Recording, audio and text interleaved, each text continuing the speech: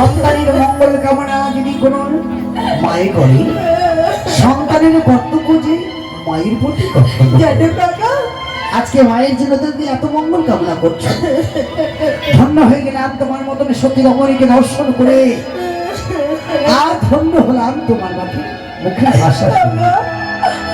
প্রত্যেকদিন আমার মা 6টি বৌদিদেরকে নিয়ে সে চন্দ্র বৃক্ষতলায় কেশ বিন্যাস করে ওই সময় যদি এই পত্র দাও, আমার মা যদি কাঁদে, আমার 6টি বৌদিরা বুঝিয়ে রাখবে। জানো কাকা, জানো তুমি সামান্য পক্ষী জাতি, আমি মানব, আমার উপকার করলে তোমাকে কি দেবো জানো? কি করবে?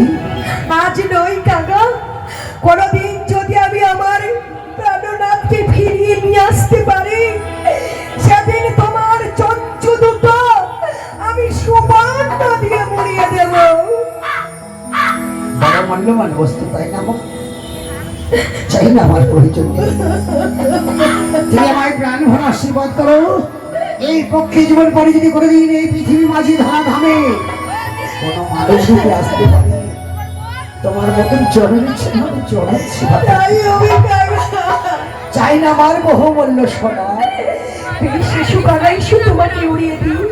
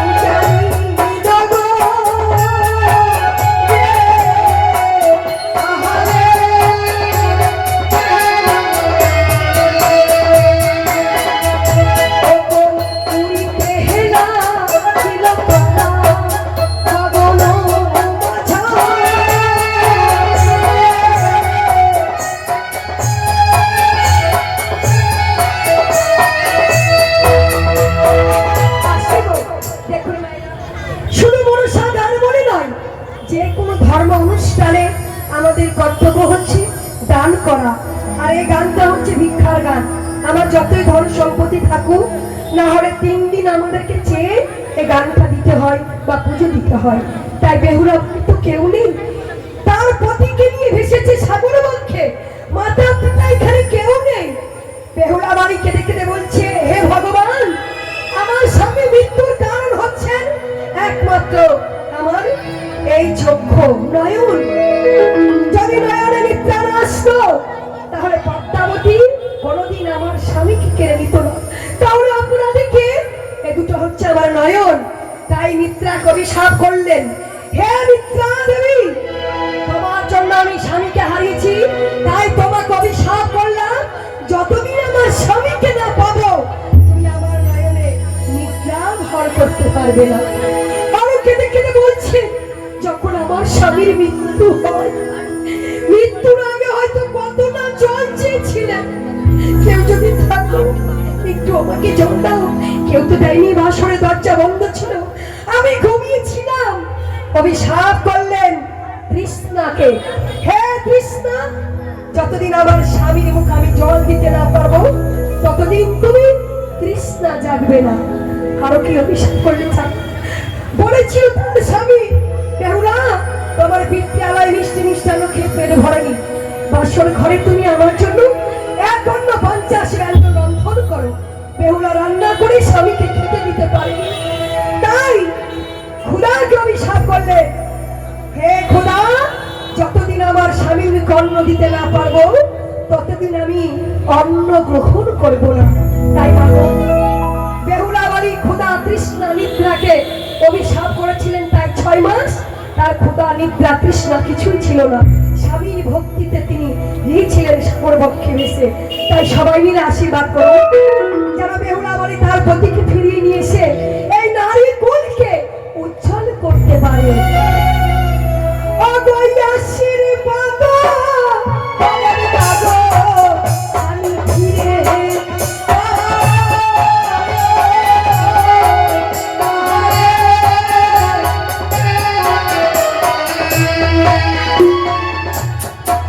কত দূর গেল, কত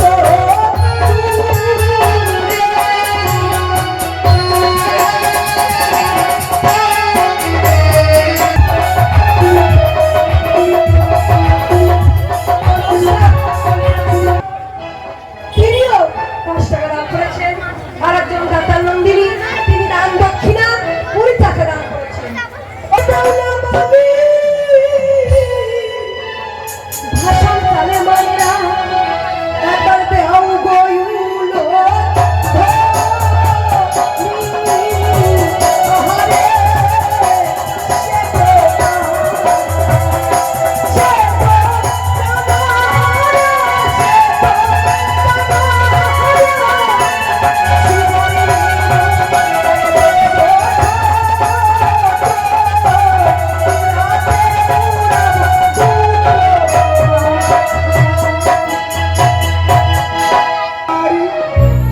মামনি বেহুলার বিয়ে দিয়েছি, একা করে 2 দিন হয়ে গেছে।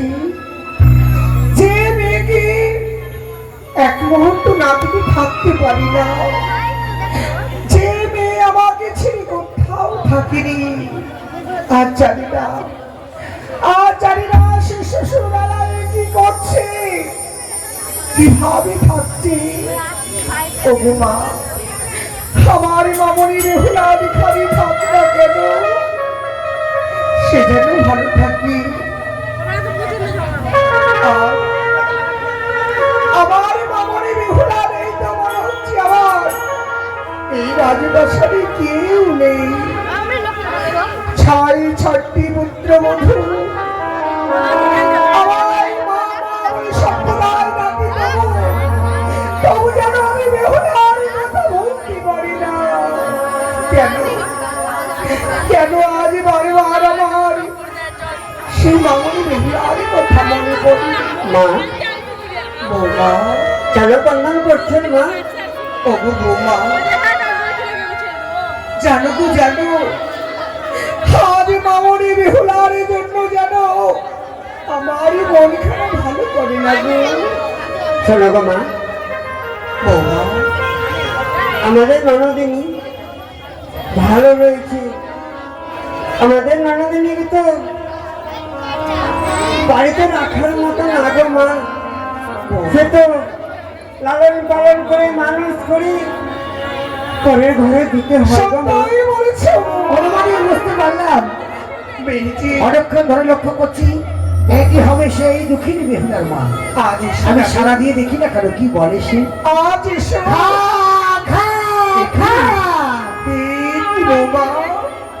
মা অসময় যেন ওই কাগের ছাড়া চন্দ্র বৃক্ষে বসে খাখার আমি না গো মা, আজ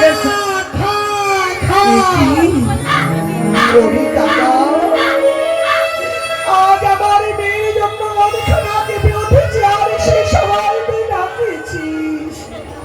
জানি না তুই কি বলার জন্য এসেছিস, তবে বলিনি কাকা, তুই ভালো সংবাদ দিয়ে আসিস। তুই ওরে গিয়ে বসবি সেই কাঁচা ডালি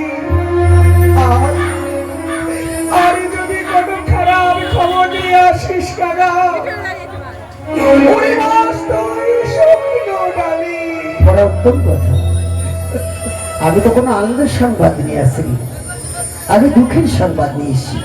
যদি কাঁচা ডালে বসি তাহলে বিশ্বাস করবে না, আমি শুকনো ডালে গিয়ে বসি তাহলে ঠিক বুঝতে পারবে যে দুঃখের সংবাদ। খা, খা, খা। বৌমা, মা কি বৌমা, দেখেছো দেখেছো? আর জানো ওই কাজের ছাড়াকে বললাম কোনো খারাপ সংবাদ হলে শুকনো ডালে গিয়ে বসবি। দেখো বৌমা, কাজের ছাড়া যেন শুকনো ডালে বসে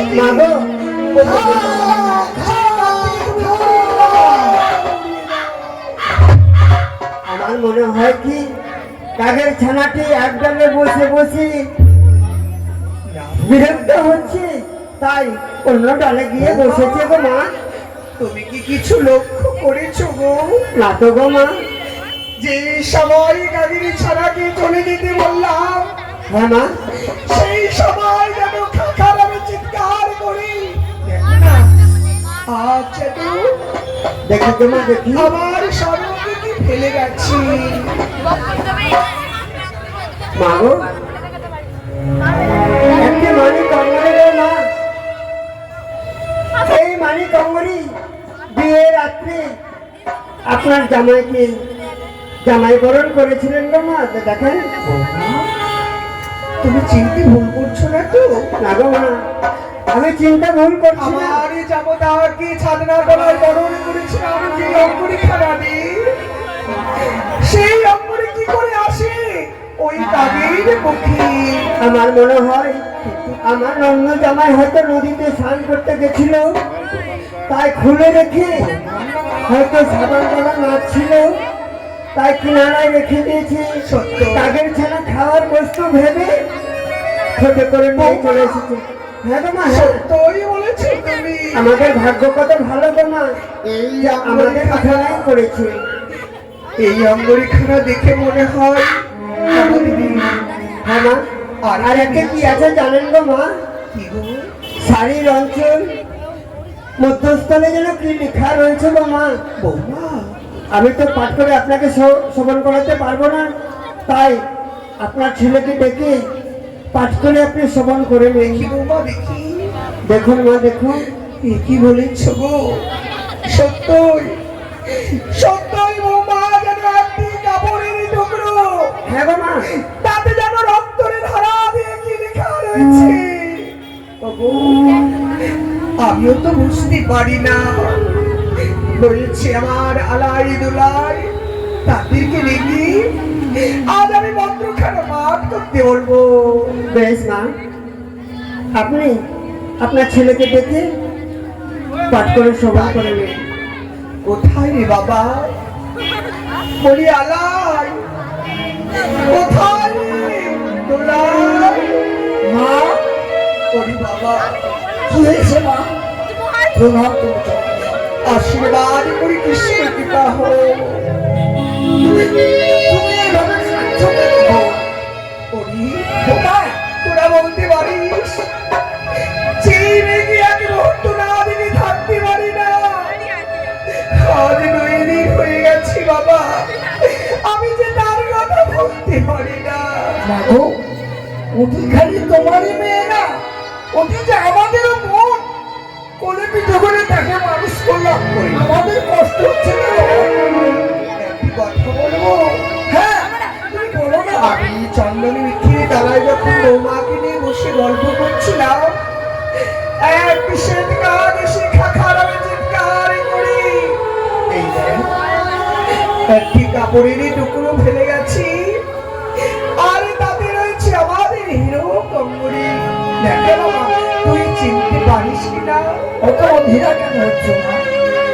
এটি তো আমাদের জামাতার অঙ্গলি না, যেটি তুমি দানা দিয়েছিলে সেটি অঙ্গলি মাগো। আর এটি হলো আমাদের যে বেউলা, আমাদেরকে ছেড়ে শ্বশুরালয়ে গেছে কিনা মা, একটি নিশি যেতে না যেতে দেখো সে নিজের অঞ্চল ছিঁড়ে সে পত্র লিখে আমাদের আমরা কেমন আছি কি হচ্ছে তাই সংবাদ দিয়েছে।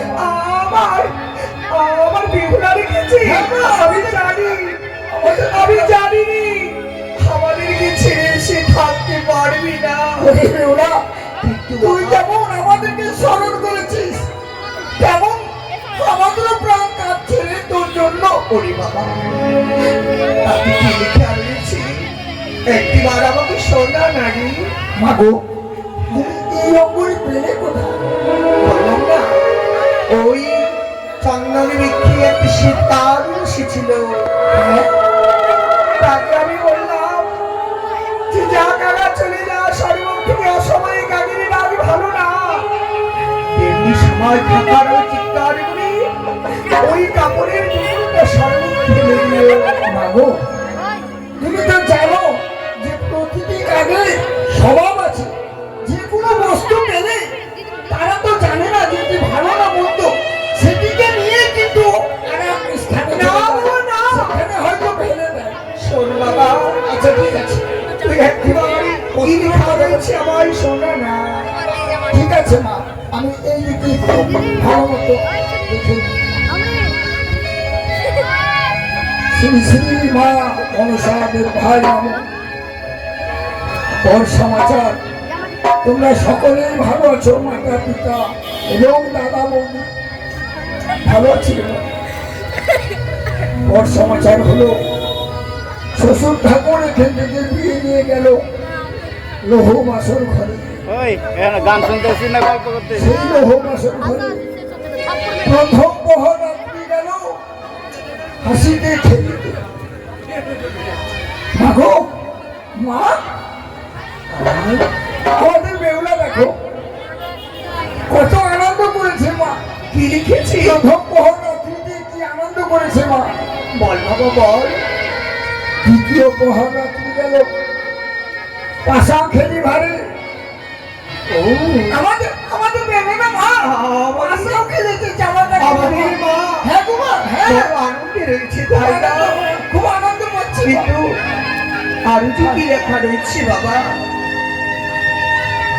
তৃতীয় প্রহর রাত্রি গেল রন্ধন করিতে। মা রন্ধন করেছে, মা আমাদের বেউলা রন্ধন করেছে। চতুর্থ প্রহর রাত্রি গেল পদ্মার কালিতে দংশন করেছে। কি বলছিস বাবা?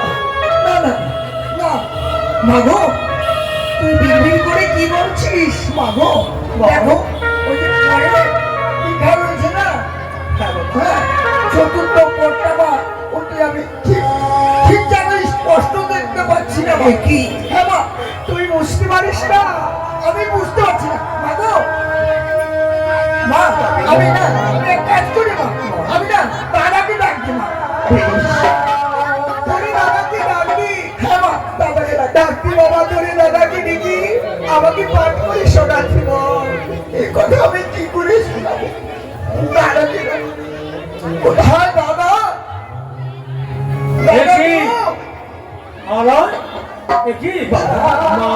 তুমি এভাবে বেদন করছো, ভাই বেদন করছে। শোনো, এ মন খারাপের কোনো কারণ নেই। প্রত্যেকটা পরিবারের ধর্ম রয়েছে একটি ছোট কন্যাকে ছোট থেকে তাকে লালন পালন করে অন্য কোনো পরিবারে বিবাহ দেওয়া হয়। যেমন তুমিও অন্য পরিবারের একটি কন্যা ছিলে, আজ আমাদের তুমি মা হয়েছ, তাই আমার বোনের বিবাহ হয়েছে বলে এভাবে তুমি ভেঙে পড়ো না। না, ওই একটি কাগড়ি ছাড়া পত্র ফেলে গেছি। দাদা বাবা বল, তুমি এদিকে এসো। দাদা, এই পত্রতে যা লেখা রয়েছে তা যদি মাকে শোনাই তাহলে হয়তো আমরা মাকে হারিয়ে ফেলবো না। ঠিক আছে, দেখছি আমি। আর এটি অঙ্গনীটি, আরে এই যে লক্ষ্মীন্দরের অঙ্গনী। হ্যাঁ, আমাদের জামাতার অঙ্গন। হয়তো সে স্নান করতে নেমেছিল, আঙুলে তার হয়তো ঠিক হয়েছে, সে রেখেছে। আর ওই শ্বেতকাগের ছাড়া যে কোনো কঠিন পদার্থকে ভাবে খাদ্যবস্তু ভেবে তার যুগ্ম চঞ্চু দ্বারা এই অঙ্গটিকে নিয়ে উত্তোলন করে যখন গাছে বসে দেখেছে যে এটি কোনো খাদ্যবস্তু নয়, তখন আমাদেরই এই গৃহ প্রাঙ্গণে পড়ে গিয়েছে। বেশ, যখন যাবো তাকে আনবো তখন তাকে অঙ্গটা আনবো। তোর ভাই এই আমি পড়ে দেখছি। তুই আমার সবটা শোনাবি বাবা। শ্রী শ্রী মনসা দেব বাই নমঃ।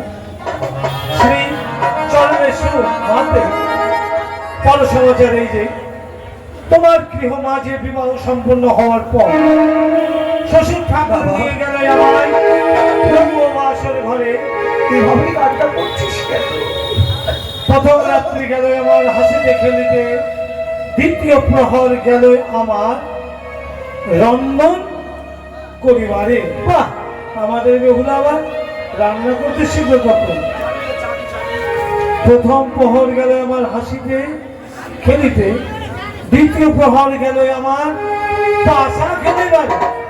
আরে আমাদের বোন কখনো পাশা খেলা শিখলো? পাশা খেলা করেছি গো বড় চালাক জমতার সাথে। হ্যাঁ, হয়তো নিশে যাপন করবে তো, তার জন্য তারা পাশা খেলে। তুই বলেছিস। তৃতীয় প্রহর গেল আমার রন্ধন করিবারে। হয়তো জমতার খিদা পেয়ে গেছিল, তাই সে রন্ধনও করেছে। চতুর্থ প্রহরে আমার সঙ্গে প্রতিপক্ষে লইয়ে সোনার মুখস্থল হারার ভাসিলাম সাগরের জল।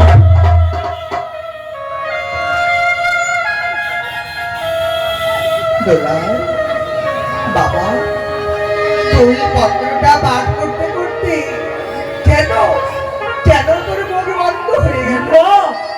বল বাবা, বল কি লেখা রয়েছে? তুমি পত্রের শেষ অংশে কি লেখা রয়েছে তুমি শুনতে চেও না বাবু? দোলাই, আজ যদি তোমায় আমি শুনিয়ে দিই, যেন মা তোমার এই মস্তক পরে আকাশ ভেঙে পড়বে। কি বলছিস? আমি তোমায় শেষ অংশের কথা তুমি শুনতে না না হলে তোমার পদ থেকে ধরণী সরে যাবে। কি বলছিস? তুই আমার যা কোনদিন এই পৃথিবীর মুখে হয় নাই, সেইটি ঘটনা ঘটেছে আমার ভক্তির সাথে। কি হয়েছে আমার বাবা? তাই তোমায় অনুরোধ করি, তুমি শুনতে চেও না। আমি যে মা, আমার হৃদয় থেকে আমি পাষাণের মতো শব্দ করে ধরে রাখবো। বল আমায়, বল তুই কি লিখেছিস? তাহলে তোমার এই বক্তটিকে পাষাণে মেরে ফেলো মাগো। কি লেখা রয়েছে পড়ে শোনা আমায় বাবা। তাহলে শোনো, শেষ রাতে আমাদের ভগিনীর জমতাকে দংশন করেছে ওই পাতার কান।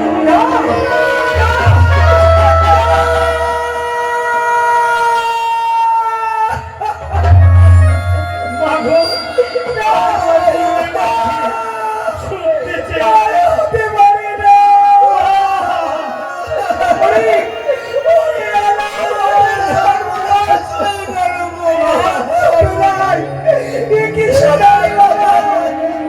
আমি জানি সইতে পারি না।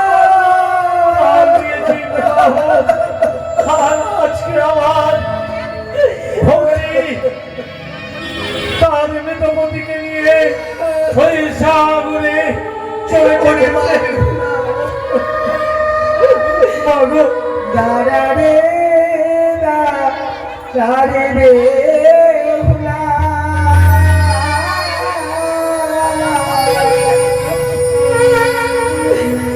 দেখিব তো মারে হুলা।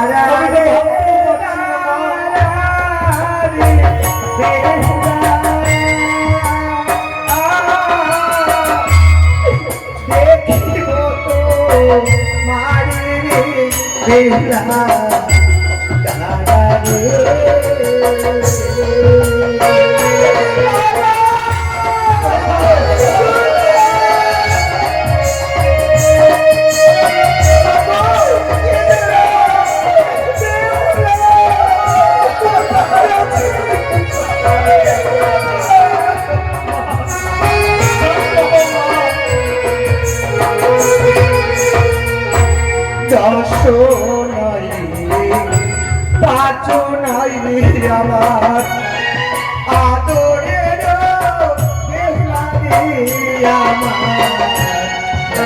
রে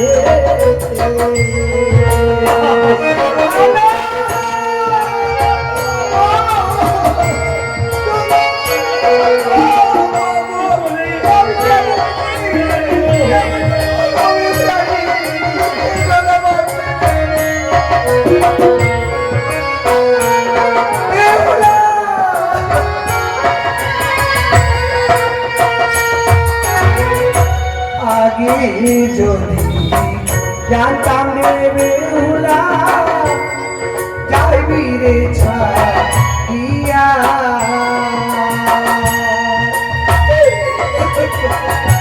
ওরে দুলাল, আমি কেমন করে বেহুলাকে বলবো? আমি না করাইতাম লিখা পড়া রে, না দিতাম তো বিয়া রে আমার দাদা রে। বেহুলা! কোথায়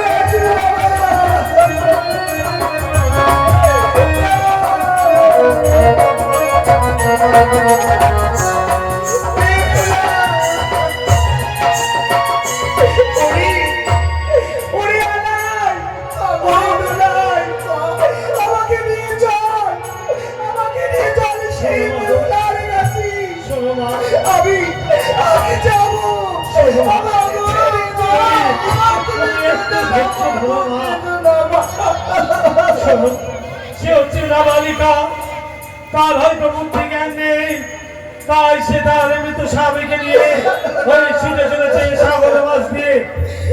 আগে আমাদের ভগ্নিকে আমরা ফিরিয়ে আনবো, তারপর দেখবো ওই মূর্খ চন্দ্রধর এমন সাজা দিব সে মর্মে মর্মে বুঝতে পারবে যে বেহুলার সাথে দুর্ব্যবহার কেমন করে। আমরা যাবো? শোনো, তোরা কথা দি। তুমি তোমার প্রাণ রেখে আনো, ভালোবাসাটি আমাদের দুই ভাইকে আশীর্বাদ করো। আমরা যেন বেহুলাকে তোমার পদপ্রান্তে এনে দিতে পারি। বাবু, তুমি একটি মেরানির ব্যবহার সাজিয়ে দাও, তুই বলেছি। তুমি যে সারানি সেই যাপন করে ওই মেলানির ভার সাজিয়েছ, সেই ভারটি আমাদের হাতে তুলে দাও। বড় আশা করে মেলানির হাড়ি সজ্জিত করে রেখেছি, যে সকাল হলে আমার মামুনি বেহুলাকে আনতে পাঠাবো। তবে বাবা, এই দেখ, আজ আমি সারা রাত্রি জেগে সুন্দর করে মেলানির হাড়ি তৈরি করেছি। বাবা, তোরা আমার কথা দে, আমার মামুনি বেহুলাকে আমার কাছে নিয়ে আসো। ফিরিয়ে আনবই মা। আমরা যদি বেহুলাকে না পাই তাহলে আমরা ফিরে আসবো না মা। কি বলছি? যেভাবে হোক না কেন আমাদের আদরের ভগ্নিকে আমরা ফিরিয়ে তোমার পদপ্রান্তে পৌঁছে দেবো। হ্যাঁ, আমি তোদেরকে প্রাণ খুলে আশীর্বাদ করছি, তোরা যেন আমার মামুনি বেহুলাকে আমার কাছে আনবে। বেশ মা, তুমি আশীর্বাদ করো। আয় বাবা, আয়। চলো ভাই, পথে বিলম্ব না করে দ্রুত বেগে ছুটে যাবো, গিয়ে আমাদের ভগ্নিকে আমরা ধরে নিয়ে আসবো।